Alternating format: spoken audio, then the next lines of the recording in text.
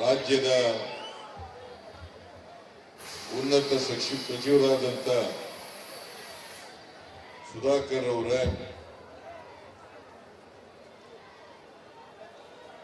ಶಾಸಕರಾದಂತ ಪ್ರದೀಪ್ ಈಶ್ವರ್ ಅವರ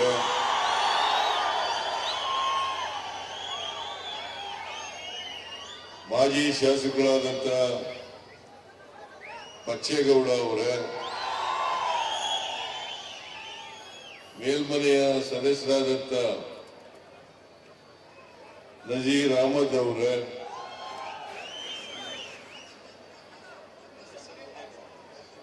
ಮಾಜಿ ಸಚಿವರಾದಂತ ಮುನಿಯಪ್ಪ ಅವರ ಮಾಜಿ ಶಾಸಕರಾದಂತ ಸಂಪಂಗಿ ಅವರ ಮುನಿಯಪ್ಪ ಅವರ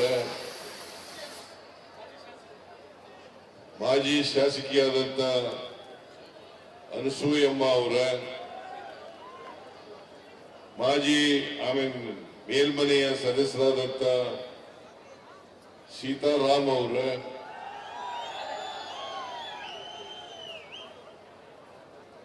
ಚಿಕ್ಕಬಳ್ಳಾಪುರ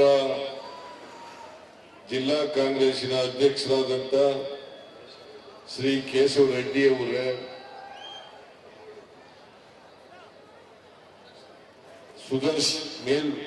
ಮಾಜಿ ವಿಧಾನ ಪರಿಷತ್ತಿನ ಸಭಾಪತಿಯವರಾದಂತ ಸುದರ್ಶನ್ ಅವರ ರಮೇಶ್ ಅವರ ನಾರಾಯಣ ಸ್ವಾಮಿ ಅವರ ಆಂಜನಪ್ಪ ಅವರ ವೇದಿಕೆ ಮೇಲಿರ್ತಕ್ಕಂಥ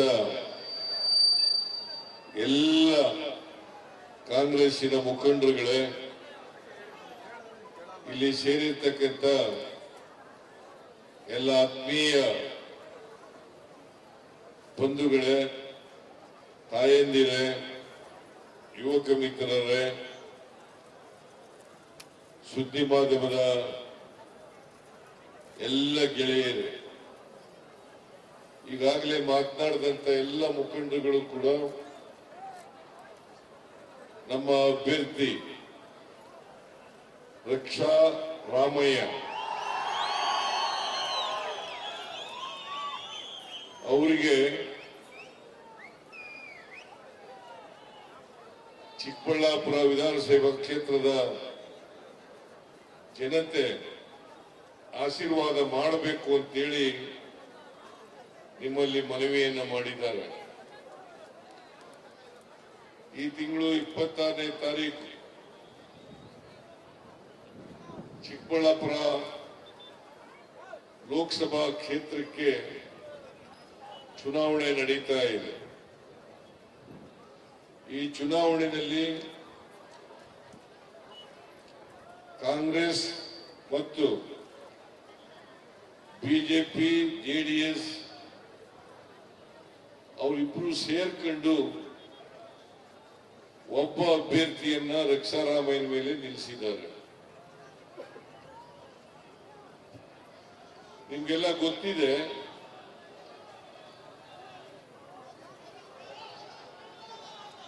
ಎನ್ಡಿಎ ಅಭ್ಯರ್ಥಿ ಕಳೆದ ವಿಧಾನಸಭಾ ಚುನಾವಣೆಯಲ್ಲಿ ನೀವೇ ಅವರೊಬ್ಬ ಭ್ರಷ್ಟ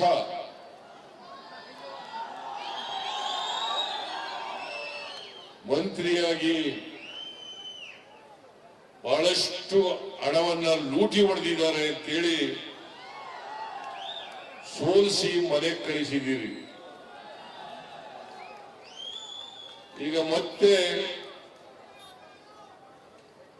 ಇನ್ಫ್ಲೂಯೆನ್ಸ್ ಮಾಡಿ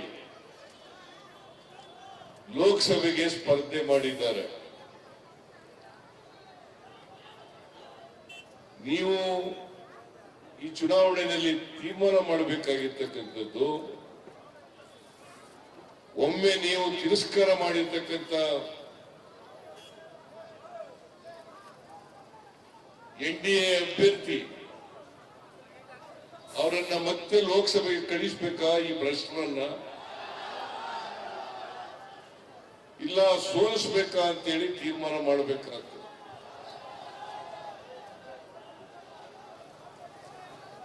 ಇವರು ಆರೋಗ್ಯ ಸಚಿವರಾಗಿದ್ದಾಗ ಕರ್ನಾಟಕ ರಾಜ್ಯದಲ್ಲಿ ಬಹಳಷ್ಟು ಭ್ರಷ್ಟಾಚಾರವನ್ನ ಮಾಡಿದ್ದಾರೆ. ಇವರ ಭ್ರಷ್ಟಾಚಾರದ ಬಗ್ಗೆ ಒಂದು ನ್ಯಾಯಾಂಗ ಆಯೋಗವನ್ನ ರಚನೆ ಮಾಡಿದ್ದೇನೆ. ಅದು ತನಿಖೆ ನಡೀತಾ ಇದೆ. ನನಗೆ ಇರ್ತಕ್ಕಂಥ ಮಾಹಿತಿ ಪ್ರಕಾರ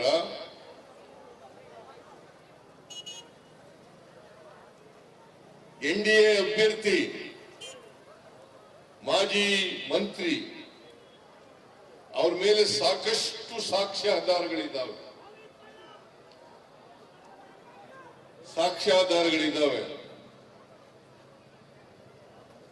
ತನಿಖೆ ಪೂರ್ಣ ಆದ ಮೇಲೆ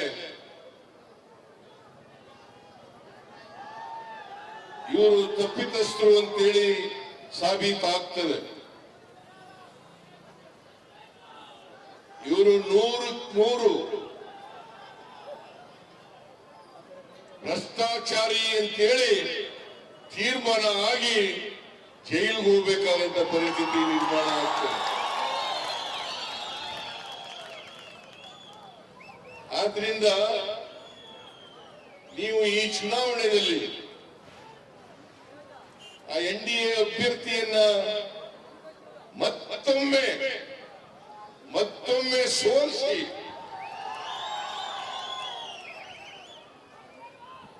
ನೀವು ಇದು ಜನತಾ ನ್ಯಾಯಾಲಯ. ಈ ಜನತಾ ನ್ಯಾಯಾಲಯ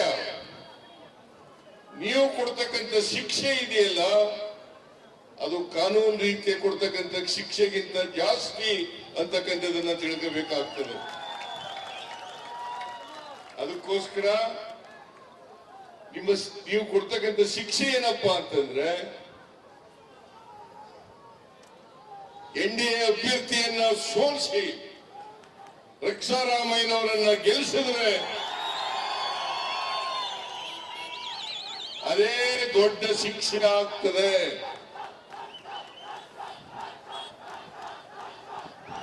ಎನ್ಡಿಎ ಅಭ್ಯರ್ಥಿ ಅಂತವರು ಭ್ರಷ್ಟರು ಲೋಕಸಭೆಗೆ ಹೋದ್ರೆ ಇನ್ನೂ ಭ್ರಷ್ಟಾಚಾರ ಜಾಸ್ತಿ ಆಗ್ತದೆ ಅಂತಕ್ಕಂಥದನ್ನ ತಿಳ್ಕೋಬೇಕಾಗ್ತದೆ. ಅದಕ್ಕೋಸ್ಕರ 26ನೇ ತಾರೀಕು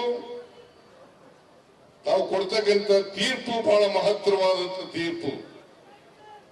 ಆ ತೀರ್ಪಿನಲ್ಲಿ ಎನ್ಡಿಎ ಅಭ್ಯರ್ಥಿಯನ್ನ ಸೋಲಿಸಲೇಬೇಕು. ನಿಮ್ಮ ಉತ್ಸಾಹ ನೋಡಿದ್ರೆ ಈ ಉರಿ ಬಿಸಿಲಿನಲ್ಲಿ ರಕ್ಷಾರಾಮಯ್ಯ 100% ಗೆದ್ದೇ ಗೆಲ್ತಾರೆ ಅಂತಕ್ಕಂಥ ವಿಶ್ವಾಸ ನನಗಿದೆ.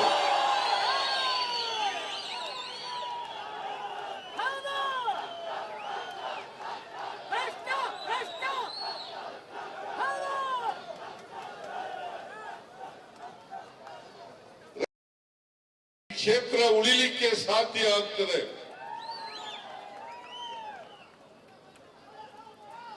ಇವತ್ತು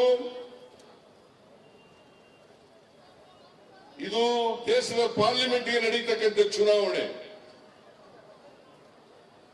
ಈ ಚುನಾವಣೆಯಲ್ಲಿ 10 ವರ್ಷಗಳಿಂದ ಅಧಿಕಾರದಲ್ಲಿರ್ತಕ್ಕಂಥ ನರೇಂದ್ರ ಮೋದಿಯವರು ಸೋಲದು ಗ್ಯಾರಂಟಿ ಅಂತೇಳಿ ಈಗಾಗಲೇ ಗೊತ್ತಾಗಿದೆ ಅವರಿಗೆ. ಅವರ ಪ್ರಕಾರನೇ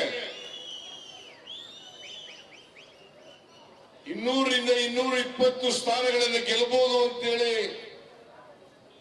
ಇವತ್ತು ಸರ್ವೆ ರಿಪೋರ್ಟ್ ಹೇಳ್ತದೆ.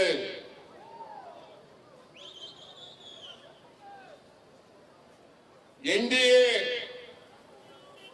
ಈ ಸಾರಿ ಸೋಲ್ತದೆ. ಕಾಂಗ್ರೆಸ್ ನೇತೃತ್ವ ಇರ್ತಕ್ಕಂಥ ಇಂಡಿಯಾ ಗೆದ್ದೇ ಗೆಲ್ತದೆ ಅಂತಕ್ಕಂಥ ವಿಶ್ವಾಸ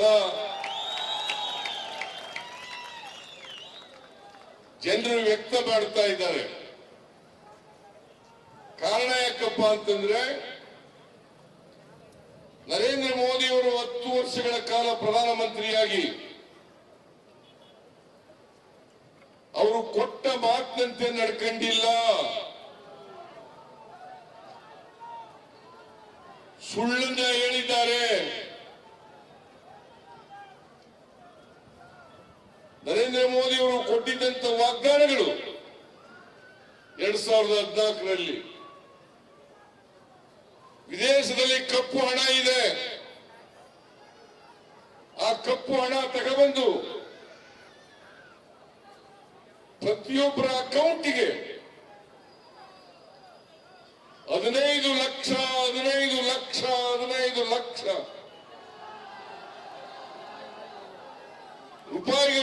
ರೂಪಾಯಿಗಳನ್ನ ಜಮಾ ಮಾಡ್ತೇನೆ ಅಂತ ಹೇಳಿದ್ರು. 10 ವರ್ಷ ಆಯ್ತು, 15 ರೂಪಾಯಿನೂ ಕೂಡ ಯಾರ ಅಕೌಂಟ್ಗೂ ಕೂಡ ಹಾಕ್ಲಿಲ್ಲ.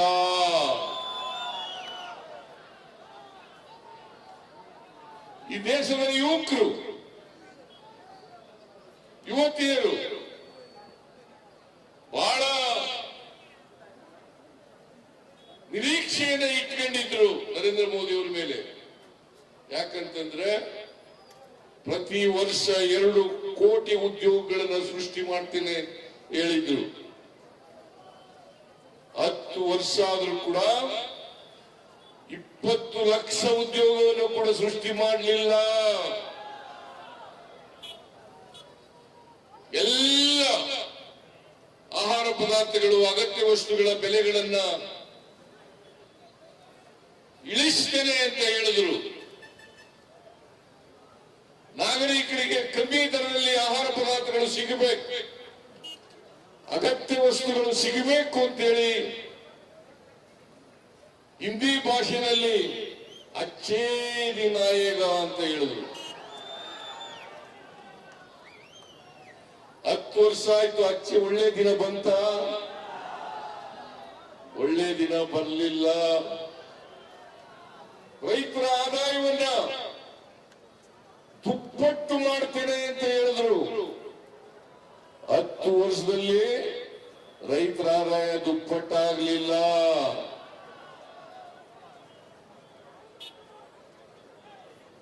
ರೈತರು ಬೆಳೆದಂತ ಪದಾರ್ಥಗಳಿಗೆ ನ್ಯಾಯಯುತವಾದಂತ ಬೆಲೆ ಕೊಡಿ, ಅದಕ್ಕೋಸ್ಕರ MSPಗೆ ಒಂದು ಕಾಯ್ದೆಯನ್ನು ಮಾಡಿ ಅಂತೇಳಿ ಒತ್ತಾಯವನ್ನ ಮಾಡಿದ್ರು. ಆದ್ರೆ ಇವತ್ತಿನವರಿಗೆ ಕಾಯ್ದೆಯನ್ನ ಮಾಡಲಿಲ್ಲ. ಸ್ವಾಮಿನಾಥನ್ ವರದಿ ಪ್ರಕಾರ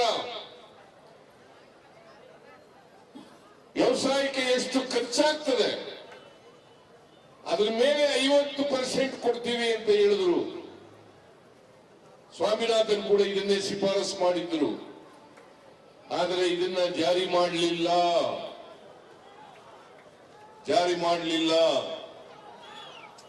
ಇವತ್ತು ಪೆಟ್ರೋಲ್, ಡೀಸೆಲ್, ಗ್ಯಾಸ್, ಗೊಬ್ಬರ ಎಲ್ಲ ಗಗನಕೊಟ್ಟೋದು, ಆಹಾರ ಪದಾರ್ಥಗಳು ಗಗನಕೊಟ್ಟೋದು.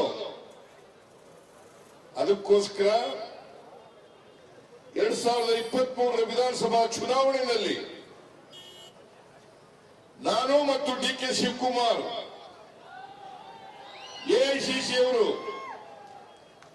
ಸೇರಿ 5 ಪ್ರಮುಖವಾದಂತಹ ಗ್ಯಾರಂಟಿಗಳನ್ನ ಈ ರಾಜ್ಯದ ಜನತೆಗೆ ಕೊಟ್ಟಿದ್ದು. 1ನೇ ಗ್ಯಾರಂಟಿ ಶಕ್ತಿ ಯೋಜನೆ, 2ನೇ ಗ್ಯಾರಂಟಿ ಗೃಹ ಜ್ಯೋತಿ, 3ನೇ ಗ್ಯಾರಂಟಿ ಗೃಹಲಕ್ಷ್ಮಿ, 4ನೇ ಗ್ಯಾರಂಟಿ ಅನ್ನಭಾಗ್ಯ, 5ನೇ ಗ್ಯಾರಂಟಿ ಯುವ ನಿಧಿ. ಈಗಾಗಲೇ ನಾವು ಅಧಿಕಾರಕ್ಕೆ ಬಂದ 8 ತಿಂಗಳಲ್ಲಿ ಎಲ್ಲ ಗ್ಯಾರಂಟಿಗಳನ್ನು ಕೂಡ ಈಡೇರಿಸಿದ್ದೇವೆ. ಕೊಟ್ಟ ಮಾತಿನಂತೆ ನಡ್ಕೊಂಡಿದ್ದೇವೆ. ಕೊಟ್ಟ ಮಾತಿನಂತೆ ನಡ್ಕೊಂಡಿದ್ದೇವೆ. ಇವತ್ತು ಶಕ್ತಿ ಯೋಜನೆಯ ಮೂಲಕ ಈ ರಾಜ್ಯದ ಎಲ್ಲ ಮಹಿಳೆಯರು ಕೂಡ ಉಚಿತವಾಗಿ ಸರ್ಕಾರಿ ಬಸ್ಗಳಲ್ಲಿ ಪ್ರಯಾಣ ಮಾಡಬಹುದು. ಇಲ್ಲಿವರೆಗೆ 191 ಕೋಟಿ ಮಹಿಳೆಯರು ಉಚಿತವಾಗಿ ಪ್ರಯಾಣ ಮಾಡಿದ್ದಾರೆ. 191 ಕೋಟಿ ಮಹಿಳೆಯರು. ಗೃಹ ಜ್ಯೋತಿ 200 ಯೂನಿಟ್ ವರೆಗೆ ಫ್ರೀ ಕರೆಂಟ್. 90ಕ್ಕೂ ಹೆಚ್ಚು ಭಾಗ 200 ಯೂನಿಟ್ಗಿಂತ ಕಡಿಮೆ ಬಳಸ್ತಕ್ಕಂಥವ್ರು ಇರ್ತಕ್ಕಂಥದ್ದು. ಅವರೆಲ್ಲರಿಗೂ ಕೂಡ 200 ಯೂನಿಟ್ ವರೆಗೆ ಯಾರು ಕೂಡ ಬಿಲ್ ಕಟ್ಟಬೇಕಾಗಿಲ್ಲ. ಯಾರು ಕೂಡ ಬಿಲ್ ಕಟ್ಟಬೇಕಾಗಿಲ್ಲ. ಗೃಹಲಕ್ಷ್ಮಿ ಮನೆ ಯಜಮಾನಿಗೆ 1,18,00,000 ಮಹಿಳಾ ಯಜಮಾನಿಯರಿಗೆ ತಿಂಗಳಿಗೆ 2,000 ರೂಪಾಯಿ, ವರ್ಷಕ್ಕೆ 24,000 ರೂಪಾಯಿ ಅವರಿಗೆ ಬೇರೆ ಬೇರೆ ಬಾಬುಗಳಿಗೆ ಖರ್ಚು ಮಾಡಲಿಕ್ಕೆ ನೇರವಾಗಿ ನಗದು ಹಣವನ್ನ ಕೊಡ್ತಾ ಇದ್ದೇವೆ. ನನಗೆ ಕೆಲವೆಲ್ಲ ಹೇಳಿದ್ರು, ಪತ್ರಿಕೆಗಳಲ್ಲೂ ಕೂಡ ವರದಿಯಾಗಿದೆ, ಟಿವಿ ಚಾನೆಲ್ಗಳಲ್ಲೂ ಕೂಡ ಪ್ರಚಾರ ಆಗಿದೆ. ಬಹಳ ಜನ ಹೆಣ್ಮಕ್ಳು ಈ 2,000 ರೂಪಾಯಿ ಬಂದದ್ರಿಂದ ಅವರು ಬೇರೆ ಖರ್ಚುಗಳಿಗೆ ಖರ್ಚು ಮಾಡಲಿಕ್ಕೆ ದುಡ್ಡು ಸಿಕ್ಕಿದೆ. ಬಹಳ ಜನ ಟಿವಿ ತಗೊಂಡಿದ್ದಾರೆ, ಬಹಳ ಜನ ಫ್ರಿಜ್ ತಗೊಂಡಿದ್ದಾರೆ, ಬಹಳ ಜನ ವಾಷಿಂಗ್ ಮಿಷಿನ್ ತಗೊಂಡಿದ್ದಾರೆ.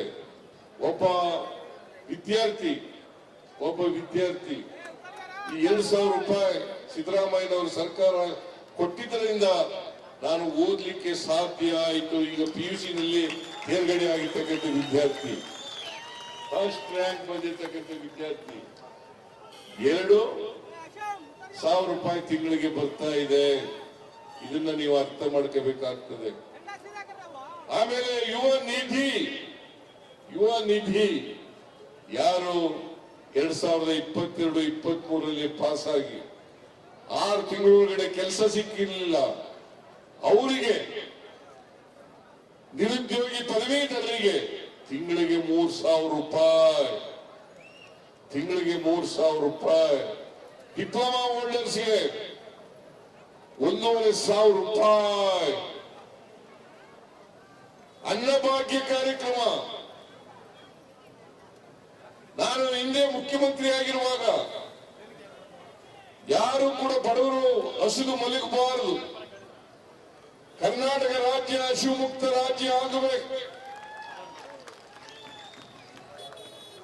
ಅದಕ್ಕೋಸ್ಕರ 7 kg ಅಕ್ಕಿಯನ್ನ ಫ್ರೀಯಾಗಿ ಕೊಡ್ತಾ ಇದ್ದೆ. ಅದನ್ನ ಬಿಜೆಪಿ ಅವರು ಬಂದ ಮೇಲೆ 7 kg ಇಂದ 5 kg ಮಾಡಿದ್ರು. ಅದಕ್ಕೆ ನಾನು ಚುನಾವಣಾ ಪೂರ್ವದಲ್ಲಿ ಹೇಳಿದ್ದು, ನಾವು ಅಧಿಕಾರಕ್ಕೆ ಬಂದ್ರೆ 10 kg ಅಕ್ಕಿಯನ್ನ ಕೊಡ್ತೇವೆ. ನಾನು ಫುಡ್ ಕಾರ್ಪೊರೇಷನ್ ಆಫ್ ಇಂಡಿಯಾಕ್ಕೆ ದುಡ್ಡು ಕೊಡ್ತೀವಿ, ಅಕ್ಕಿ ಕೊಡಿ ಅಂತ ಕೇಳಿದಾಗ ಮೊದಲು ಒಪ್ಕೊಂಡ್ರು. ಆಮೇಲೆ ಕೇಂದ್ರ ಸರ್ಕಾರ ಇಂಟರ್ಫಿಯರ್ ಆಗಿ ಅಕ್ಕಿ ಕೊಡಬೇಡಿ ಅಂತ ಹೇಳ್ಬಿಟ್ರು. ಬಡವರಿಗೆ ಮೋಸ ಮಾಡಿದ್ರು, ದ್ರೋಹ ಮಾಡಿದ್ರು. ಅದಕ್ಕಾಗಿ ಅಕ್ಕಿ ಫುಡ್ ಕಾರ್ಪೊರೇಷನ್ ಇಂಡಿಯಾದವರಿಗೆ ಕೇಂದ್ರ ಸರ್ಕಾರದ ಮಾತು ಕೇಳ್ಕೊಂಡು ಕೊಡದೆ ಹೋದ ಮೇಲೆ ನಾವು ಅಕ್ಕಿ ಬದಲಿಗೆ ತಾತ್ಕಾಲಿಕವಾಗಿ ಹಣ ಕೊಡೋಣ ಅಂತೇಳಿ ತೀರ್ಮಾನ ಮಾಡೋದು. ಪ್ರತಿಯೊಬ್ಬ ವ್ಯಕ್ತಿಗೆ 170 ರೂಪಾಯಿ ತಿಂಗಳಿಗೆ, 170 ರೂಪಾಯಿ ತಿಂಗಳಿಗೆ ಕೊಡ್ತಾ ಇದ್ದೀವಿ.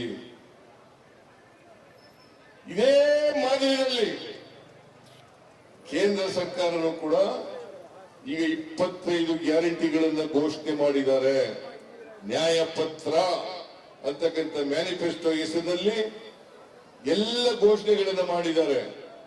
ಇವತ್ತು ನಾವು ವರ್ಷಕ್ಕೆ 24,000 ರೂಪಾಯಿ ಕೊಟ್ಟರೆ ಬಡ ಕುಟುಂಬದ ಯಜಮಾನಿಗೆ ಕೇಂದ್ರದಲ್ಲಿ ಕಾಂಗ್ರೆಸ್ ಸರ್ಕಾರಕ್ಕೆ ಬಂದ್ರೆ 1,00,000 ರೂಪಾಯಿಗಳನ್ನ ಕೊಡ್ತಕ್ಕಂಥ ತೀರ್ಮಾನವನ್ನು ಮಾಡಿದ್ದಾರೆ. ಅಂದ್ರೆ ತಿಂಗಳಿಗೆ 8,500 ರೂಪಾಯಿ. 8,500 ರೂಪಾಯಿ. ನಿಮ್ಗೆ 1,00,000 ರೂಪಾಯಿ ಬೇಕಾ ಬೇಡ? 1,00,000 ರೂಪಾಯಿ ಪ್ರತಿ ಕುಟುಂಬಕ್ಕೆ 1,00,000 ರೂಪಾಯಿ. ಯುವಕರಿಗೆ 1,00,000 ರೂಪಾಯಿ ನಿರುದ್ಯೋಗ, ಅವರಿಗೆ ಸ್ಟೈಪಂಡ್ 1,00,000 ರೂಪಾಯಿ ವರ್ಷಕ್ಕೆ ಕೊಡ್ತಕ್ಕಂಥದ್ದು. ವರ್ಷಕ್ಕೆ ಮತ್ತೆ ಜಾತಿ ಗಣತಿಯನ್ನ ಮಾಡ್ತಕ್ಕಂಥದ್ದು. 4ನೇದು ಕಾರ್ಮಿಕ ನ್ಯಾಯ ಮಾಡ್ತಕ್ಕಂಥದ್ದು. 400 ರೂಪಾಯಿ NREGS ನಲ್ಲಿ ಪ್ರತಿ ದಿನಕ್ಕೆ ಪ್ರತಿಯೊಬ್ಬರಿಗೆ 400 ರೂಪಾಯಿ ಕೂಲಿ ಕೊಡ್ತಕ್ಕಂಥದ್ದು. ಅದ್ರ ಜೊತೆಗೆ ರೈತ ನ್ಯಾಯ. ರೈತರು ಹೋರಾಟ ಮಾಡ್ತಾ ಇದ್ದಾರೆ. ನಾವು ಬೆಳೆದಂತ ಆಹಾರ ಪದಾರ್ಥಗಳಿಗೆ ನ್ಯಾಯಯುತವಾದಂತ ಬೆಲೆ ಕೊಡಬೇಕು, ಅದಕ್ಕೋಸ್ಕರ ಒಂದು ಕಾನೂನನ್ನ ಮಾಡಬೇಕು ಅಂತೇಳಿ ಪ್ರಯತ್ನವನ್ನ ಮಾಡ್ತಾ ಇದ್ದಾರೆ. ಅದಕ್ಕೋಸ್ಕರ AICC ಅವರು ಅವರ ಮ್ಯಾನಿಫೆಸ್ಟೋನಲ್ಲಿ ನಾವು ಅಧಿಕಾರಕ್ಕೆ ಬಂದ ತಕ್ಷಣ MSPಗೆ ಸಂಬಂಧಪಟ್ಟಂತೆ ಕಾನೂನನ್ನು ಮಾಡುತ್ತೇವೆ. ಯಾಕಂತಂದ್ರೆ ರೈತರು ಬೆಳೆದಂತ ಪದಾರ್ಥಗಳು ಎಷ್ಟು ಖರ್ಚಾಗಿರ್ತದೆ ಅದರ 50% ಹೆಚ್ಚು ಕೊಡ್ತಕ್ಕಂಥದ್ದು. ಅಂದ್ರೆ 100 ರೂಪಾಯಿ ಖರ್ಚಾದ್ರೆ 150 ರೂಪಾಯಿಗಳನ್ನ ಕೊಡ್ತಕ್ಕಂಥದ್ದು. ಅದಕ್ಕೆ ಕಾನೂನನ್ನು ಮಾಡಬೇಕು ಅಂತಕ್ಕಂಥದ್ದು ರೈತರ ಒತ್ತಾಯ. ಅದಕ್ಕೋಸ್ಕರವಾಗಿ ಕನಿಷ್ಠ ಬೆಂಬಲ ಬೆಲೆ MSP ಮಿನಿಮಮ್ ಸಪೋರ್ಟ್ ಪ್ರೈಸ್ ಇದಕ್ಕೆ ಕಾನೂನು ಮಾಡಲಿಕ್ಕೆ ಭರವಸೆಯನ್ನ ಕೊಟ್ಟಿದ್ದಾರೆ. ಜೊತೆಗೆ ಮನಮೋಹನ್ ಸಿಂಗ್ ಅವರಿರುವಾಗ ಪ್ರಧಾನಮಂತ್ರಿ ಆಗಿರುವಾಗ ರೈತರ ಸಾಲ 72,000 ಕೋಟಿ ರೂಪಾಯಿಗಳನ್ನ ಮನ್ನಾ ಮಾಡಿದ್ರು. ನರೇಂದ್ರ ಮೋದಿ ಅವರು 10 ವರ್ಷಗಳಲ್ಲಿ ರೈತರು ಒತ್ತಾಯ ಮಾಡಿದ್ರು ಕೂಡ 1 ರೂಪಾಯಿ ಸಾಲ ಮನ್ನಾ ಮಾಡಲಿಲ್ಲ. ಆದರೆ ಶ್ರೀಮಂತ ಕುಳಗಳಿಗೆ ಬಂಡವಾಳ ಶಾಹಿಗಳಿಗೆ 16 ಲಕ್ಷ ಕೋಟಿ ರೂಪಾಯಿಗಳನ್ನು ಸಾಲ ಮನ್ನಾ ಮಾಡಿದ್ರು. ಅದಕ್ಕೋಸ್ಕರ AICC ಅವರು ತಮ್ಮ ಮ್ಯಾನಿಫೆಸ್ಟೋನಲ್ಲಿ ಹೇಳಿದ್ದಾರೆ, ನಾವು ಅಧಿಕಾರಕ್ಕೆ ಬಂದ್ರೆ ರೈತರ ಸಾಲ ಸಂಪೂರ್ಣ ಮನ್ನಾ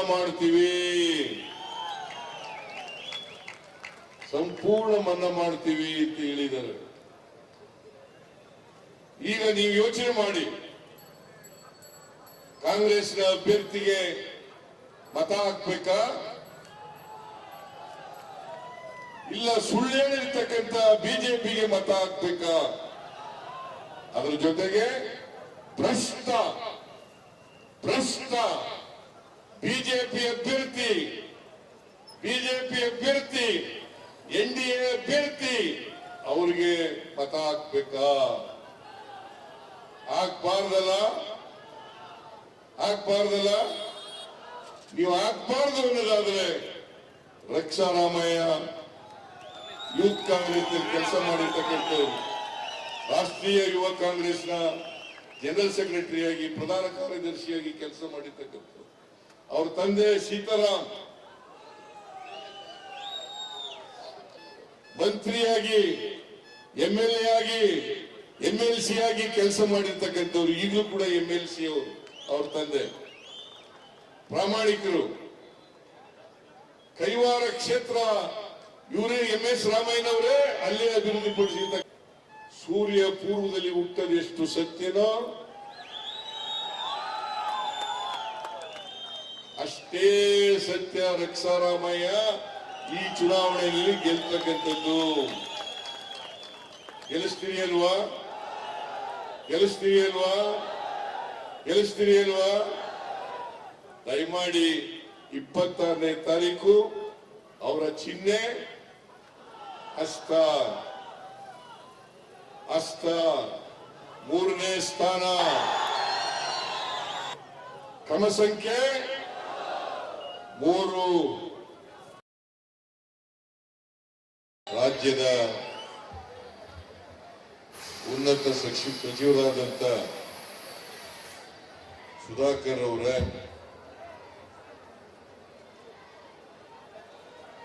ಶಾಸಕರಾದಂತ ಪ್ರದೀಪ್ ಈಶ್ವರ್ ಅವರ